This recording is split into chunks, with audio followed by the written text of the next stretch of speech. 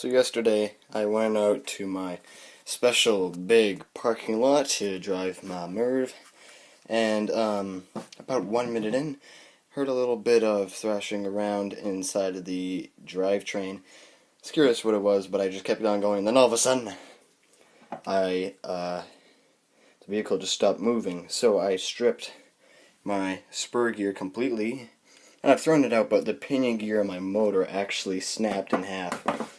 So that takes quite a bit of torque to do something like that, and being that I can't move this back and forth, I think there's a rock stuck inside the drivetrain right about in there, which probably would have caused that. So I'm going to take it apart, and I've already put in the new spur gear. But then today I went over to the hobby shop, got myself a 20-tooth pinion gear. The previous one was 19, so this one should give me an extra 5% speed, which I don't really care about.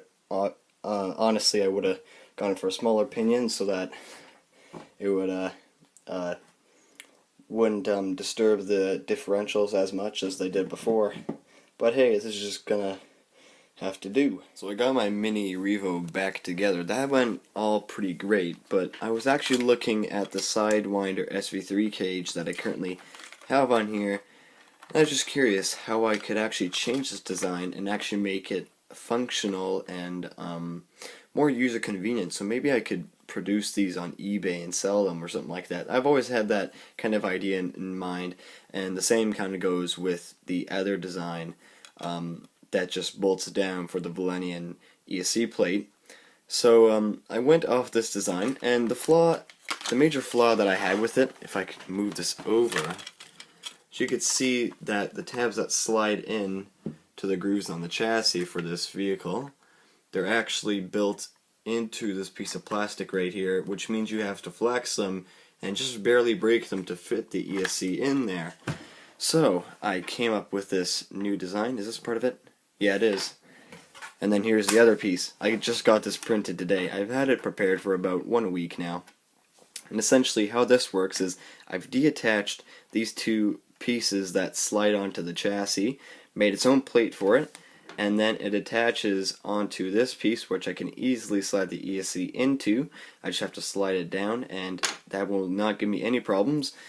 And then all I have to do is take this plate, and then I have these little notches on the side here, and there are corresponding ones on this side. I may have to modify the design, just tweak it just a little bit more so that piece is a little bit stronger, but essentially it just kind of slides in like this, and then two screws go on here, but I might change that, make these go out just a little bit further so it gets more reinforcement on the corners. But anyway, you get the idea. It's a much better design. So I'm going to take off this ESC, put the cage on, and see how well it works. So this new one looks exactly the same because it does resemble a lot of what the old one had on the side, but it is a little bit slimmer. And believe me, oh, it is so much easier to put together. I need to figure out how to make the screw fittings just work a little bit better, but that ESC just slides in there so nicely, and all the exiting stuff works excellent, especially these wires on here for the receiver and the switch. But anyway, I mean, oh, it just works so much better. I just need to make some minor changes to the design, and I think I'll have that sucker finished. But anyways, now moving on, I have some parts so I can finally get my drone in the air with FPV goggles. So I can finally move away from practicing on a simulator and actually fly in real life. That'll be interesting. So I got these parts in here. Some of them are useful for the drone, some of them are just experimental parts for other stuff, but let's just open these suckers up. So this first one I got here, none of it is actually going to be used for the drone, but they're just really nice accessories that I think I will get my value out of. And this bag is a little bit bigger because one of the items here is a tripod for my little action camera, or any camera that I might want to use in the future. Okay. I got these little fancy boards, which I'll talk about more in a second. I think these are going to be amazing little gadgets. And over here I have some digital voltmeters. So you just hook up the power and stuff like that, and it'll give you a digital readout. And then here's the tripod, which I think I'll just take out right now and put together. So it comes with this stupid little cell phone holder. I don't think I'll be using this ever, but hey, it was in the package. Over here, I have the actual tripod, and keep in mind this is an El Cheapo little sucker with flexible arms. So yeah, I just have this little piece on the top, which I can slide my camera case onto, and then I guess I'll just tighten that sucker up, and then it has extendable arms like that, and then I can just slide my little camera in like that. So it's going to make it a lot easier to make videos this way, and also the arms bend and stuff like that. So it's not bad for only like $7. I think it's even cheaper in the US. I'd recommend these little cheap stuff. Yeah, so anyway, moving on. We've got these digital voltmeters. I'm going to figure out what to hook these up to.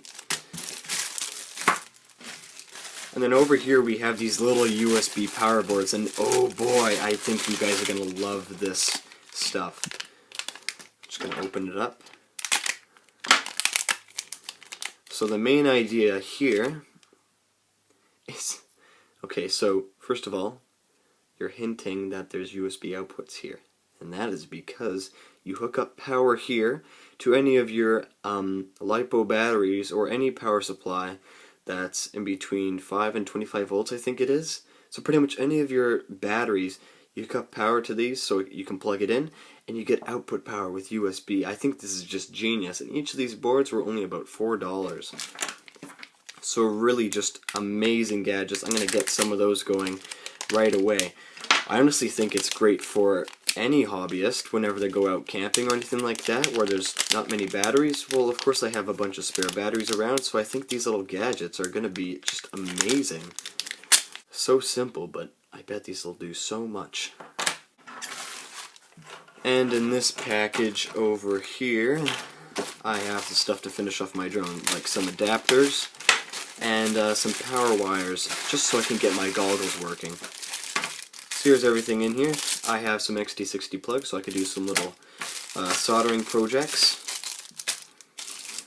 Over here, these two are little laptop plugs. They're the, well, I don't know if I should call them female or male end, but the pin on the inside is male, so I guess that they are a male connector. I need some of these. One of them is going to be for the charger, and the other one is going to be for powering up the goggles. So that's very nice. And over here I have this little tiny adapter. I sure hope I got the right one. And yeah, that's just so I can attach my antenna to my FPV goggles. So let's see if this fits. And it does! Oh yes! Oh, that's great. So I can have this on the antenna, and then I'll go grab my goggles. And then this end screws on to the goggles. And it works! Oh, this is awesome. I'm so happy that works. And now here's what I'm talking about with the goggles, what's wrong with them. So the original power wires didn't work, so I got some new ones. And it should, I just have to simply solder those up, and then plug it in, and that should work great. So I did everything that I had to get my drone in the air, and of course I had to go out and fly it. So for one day I got about 8 packs of batteries through it. I didn't even discharge them that much, so I could have been out there for longer, but I was having issues with my video transmission, which I now kind of know why I was having them. And apart from that, like it all went fine. So after I did that one day of flying, I took my machine apart, put it back together, just to do some minor work, and I figured out that my video transmitter was in fact broken. I didn't break it myself. I used it properly how I should have, and yeah, I just let Hobby King, the website I bought this video transmitter from, know about it, and they said they'd send me a replacement because they called it a faulty product.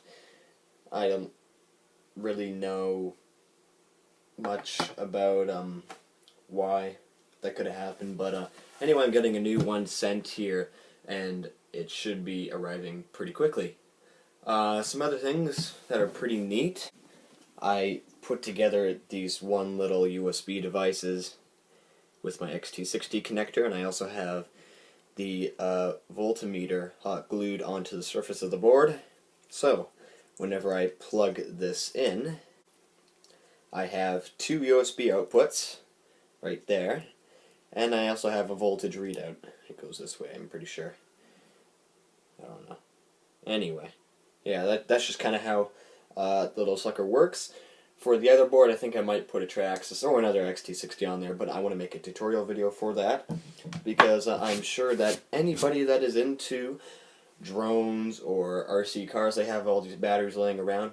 These devices can be really, really useful.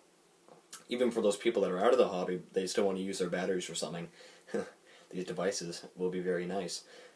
So, yeah, that's all I have for you guys for these past 2 weeks. I'm sure to be getting back in the air with my drone once I do get the new video transmitter in. But for now, just keep on doing what I'm doing, and I guess we'll find out what happens. So yeah, talk to you guys later.